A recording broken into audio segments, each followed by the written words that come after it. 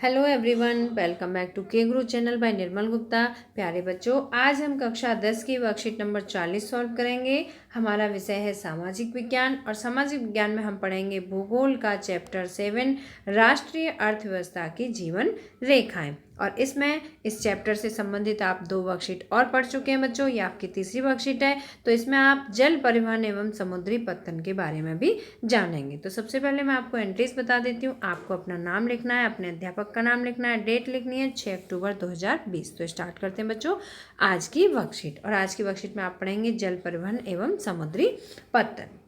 तो देखिए, जल परिवहन का सबसे सस्ता साधन है। बच्चों, सबसे पहला पॉइंट है कि जो जल परिवहन है इसे परिवहन में सबसे सस्ता साधन माना जाता है। बच्चों, क्यों माना जाता है सबसे सस्ता, मैं आपको कारण बता देती हूँ। इसलिए माना जाता है क्योंकि जो जल परिवहन होता है उसके लिए मार्ग का निर्माण नहीं करना पड़ता। जैसे मान लीजिए रेल चल रही है, तो रेल के लिए हमें रेलवे लाइन बिछानी होती है ना। अगर सड़क पे कोई भी व्हीकल चलते हैं तो पहले हमें सड़क का निर्माण करना पड़ता है, ठीक है।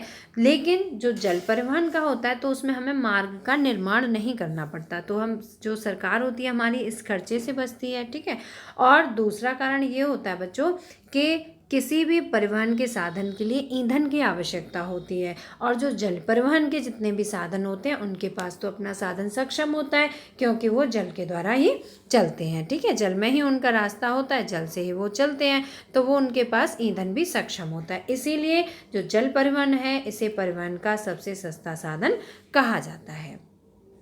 दूसरा पॉइंट है बच्चों, भारत में अंतःस्थलीय नौ संचालन जल मार्ग 14,500 किलोमीटर लंबा है। आपको याद रखना है अंतःस्थलीय, ठीक है। नौ संचालन जल में चलने वाला जो जल में जो मार्ग है, जल मार्ग, वो कितना लंबा है? 14,500 किलोमीटर लंबा है। इसमें केवल 5,685 किलोमीटर मार्ग ही मशीनीकृत नौकाओं द्वारा तय किया जाता है। और ये जो जलमार्ग है इसमें जो मशीनीकृत नौकाओं के द्वारा कितना चला जाता है? 5,685 किलोमीटर मार्ग चला जाता है। थर्ड पॉइंट है बच्चों, भारत सरकार द्वारा घोषित किए गए प्रमुख राष्ट्रीय जलमार्गों में, अब आपको याद रखना है कौन कौन से प्रमुख जलमार्ग हैं बच्चों। तो मैं आपको बता दूं कि 3 जलमार्ग हैं, ठीक है। पहला है नौगम्य जलमार्ग संख्या 1, दूसरा है नौगम्य जलमार्ग संख्या 2 और तीसरा है नौगम्य जलमार्ग संख्या 3, ठीक है बच्चों। ये प्रमुख हैं।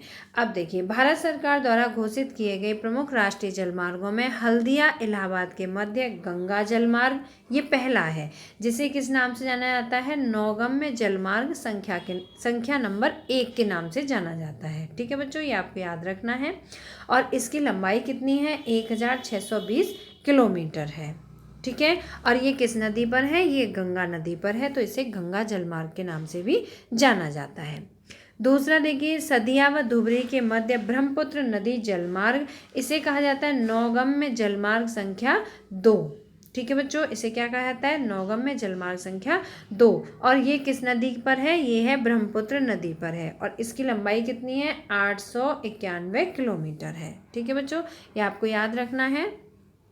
और तीसरा पढ़ते हैं, केरल में पश्चिम तटीय नहर कोटापुरम से कोल्लम तक 205 किलोमीटर नौगम्य जलमार्ग संख्या 3। अब तीसरा कौन सा है? नौगम्य जलमार्ग संख्या 3 है, जो कहाँ से कहाँ तक है? केरल में पश्चिमी तटीय नहर से कोट्टापुरम से कोल्लम तक है, ठीक है बच्चों।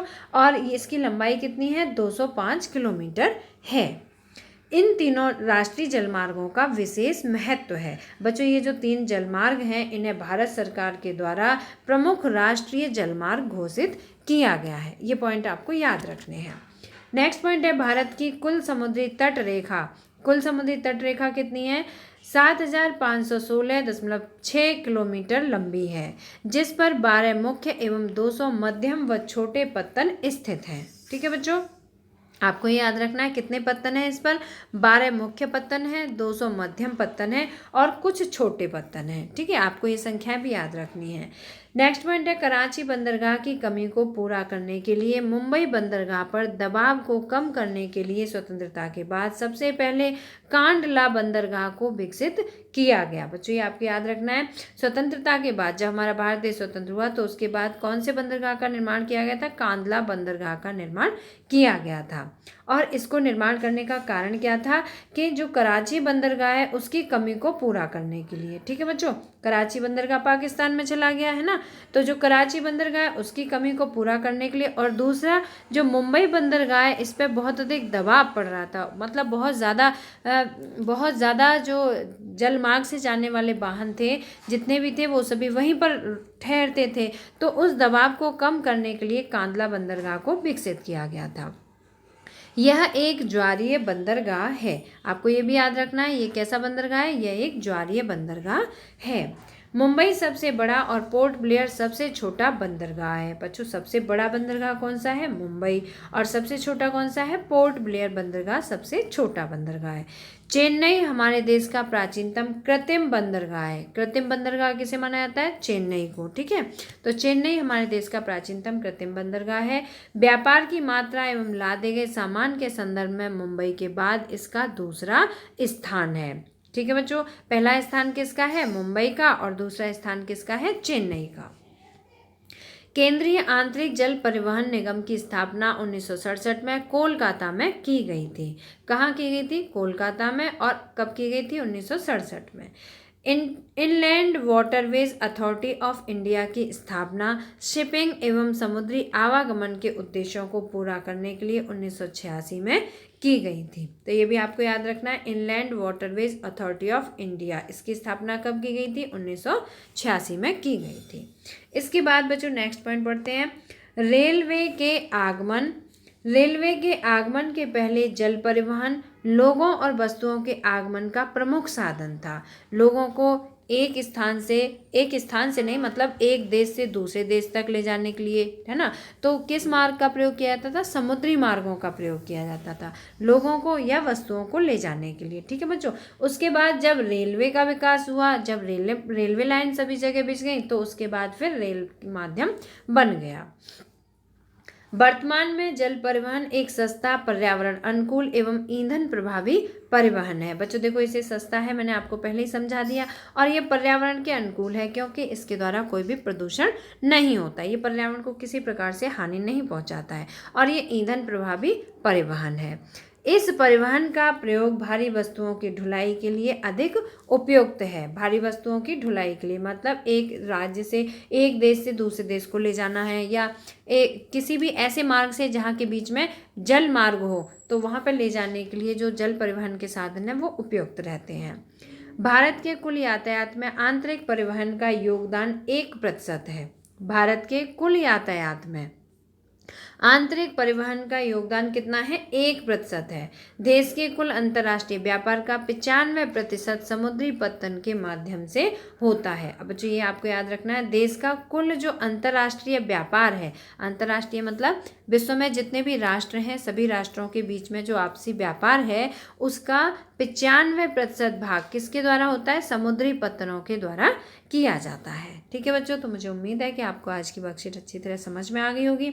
अब हम वर्कशीट पर आधारित सभी प्रश्नों को समझेंगे और फिर उनके उत्तर भी देखेंगे। देखिए, पहला प्रश्न है, जल परिवहन के प्रमुख साधन कौन कौन से हैं। अब बच्चों आप बताएंगे कि कौन कौन से साधन प्रमुख हैं, आपको भी अच्छी तरह से पता होगी। जैसे कि मैं यहाँ पे आपको लिखित रूप में दिखा देती हूँ, जैसे जहाज हैं, नाव है ना, तो देखिए, नाव, भाप चलित जहाज, मोटर, यात्री जहाज, बोट, क्रूज, मालवाहक जहाज, पनडुब्बी, युद्धपोत आदि जल परिवहन के प्रमुख साधन हैं। ठीक है बच्चों, आप सभी ने सारे जितने भी जल परिवहन के साधन हैं, सभी परिवहन के साधनों को देखा भी होगा, मुझे उम्मीद है। ठीक है, और देखिए इसमें अलग अलग तरह के भी होते हैं, कुछ यात्री जहाज भी होते हैं, है ना, कुछ मालवाहक जहाज भी होते हैं, तो ये भी अलग अलग तरह के होते हैं। ठीक है बच्चों, ये आपके पहले प्रश्न का आंसर हुआ। दूसरा है, जल परिवहन अन्य परिवहन की तुलना में सस्ता होता है, क्यों। तो इसका आंसर देखिए, जल परिवहन के सस्ते के निम्नलिखित कारण है। पहला है, इसके लिए परिवहन मार्गों का निर्माण नहीं करना पड़ता है। मैंने अभी आपको वर्कशीट में भी समझाया था कि परिवहन के मार्ग नहीं बनाने पड़ते हैं इसके लिए, जैसे रेलवे लाइन बिछानी पड़ती है रेल के लिए, है ना, और सड़क पर चलने वाले व्हीकलों के लिए सड़क बनानी पड़ती है, लेकिन जल में चलने वाले जितने भी व्हीकल हैं उनके लिए जल मार्गों का निर्माण नहीं करना पड़ता है, मतलब परिवहन मार्गों का निर्माण अलग से नहीं करना पड़ता है। दूसरा कारण है बड़े बड़े जहाज़ों पर एक साथ कई टन माल लाद कर ले जाया जा सकता है। एक साथ बहुत सारा माल लाद कर ले जाया जा सकता है। अगर उसे किसी दूसरे माध्यम से ले जाया जाए तो इतना अधिक माल हम नहीं लेके जा सकते हैं। तीसरा है यह ईंधन सक्षम साधन है। आप यहाँ पर थर्ड पॉइंट डाल लेंगे, ये ईंधन सक्षम साधन है। ठीक है बच्चों, इसीलिए जो जल परिवहन का साधन है इसे सस्ता साधन कहा जाता है। प्रश्न नंबर 3 है भारत के प्रमुख राष्ट्रीय जलमार्गों के नाम लिखिए। तो बच्चों अभी हमने वर्कशीट में पढ़ा था नौगम्य जलमार्ग संख्या 1, नौगम्य जलमार्ग संख्या 2 और नौगम्य जलमार्ग संख्या 3। इसे हमारी जो भारत की सरकार है इसने राष्ट्रीय जलमार्ग घोषित किया है। अब देखिए डिटेल में पढ़ते हैं। पहला है नौगम्य जलमार्ग संख्या 1। यह मार्ग हल्दिया तथा इलाहाबाद के मध्य गंगा जलमार्ग है। इसे किस नाम से जाना जाता है? गंगा जलमार्ग के नाम से। दूसरा है नौगम्य जलमार्ग संख्या 2, सदिया व ध्रुवरी के मध्य ब्रह्मपुत्री नदी जल मार्ग। और तीसरा है नौगम्य जलमार्ग संख्या 3। ये केरल में पश्चिम तटीय नहर से कोट्टापुरम से कोल्लम तक 205 किलोमीटर लंबा जलमार्ग है। तो इस तरह से ये 3 जलमार्ग हैं, नौगम्य जलमार्ग संख्या 1, नौगम्य जलमार्ग संख्या 2 और तीसरा है नौगम्य जलमार्ग संख्या 3। प्रश्न नंबर 4 है अंतर्राष्ट्रीय व्यापार में बंदरगाह की भूमिका का वर्णन कीजिए। बंदरगाह की भूमिका। तो देखिए प्राचीन काल से ही अंतर्राष्ट्रीय व्यापार का सबसे सशक्त व सुगम मार्ग समुद्री मार्ग रहा है। आज भी दुनिया का अधिकतम व्यापार इसी मार्ग से होता है ना। जब समुद्री मार्ग से व्यापार होगा तो हमें बंदरगाहों की आवश्यकता भी होगी। आज भी दुनिया का अधिकतम व्यापार इसी मार्ग से होता है। भारत देश में व्यापार का लगभग 95% भाग तथा मूल्य की दृष्टि से लगभग 68% भाग समुद्री मार्ग से होता है। इसीलिए अंतर्राष्ट्रीय व्यापार में बंदरगाह की महत्वपूर्ण भूमिका है। तो बच्चों मुझे उम्मीद है कि आपको आज की वर्कशीट और सभी प्रश्नोत्तर अच्छी तरह समझ में आए होंगे। अगर आपको वीडियो पसंद आया तो लाइक करना, अपने फ्रेंड्स के साथ शेयर करना और आपने अगर अभी तक हमारे चैनल को सब्सक्राइब नहीं किया तो सब्सक्राइब जरूर करना। बच्चों मैं आपको एक बात और बताना चाहूँगी कि हमारे चैनल पर आपको हिंदी, इंग्लिश और SST की 10th क्लास और 9th क्लास की सभी वीडियोज़ मिल जाएंगी। तो बच्चों अगर आपको कोई भी वीडियो देखना है बैक वीडियो तो आप इसकी प्लेलिस्ट से देख सकते हैं। मिलते हैं फिर इसी तरह की नेक्स्ट एजुकेशनल वीडियो में। Till then bye bye, good luck to all of you.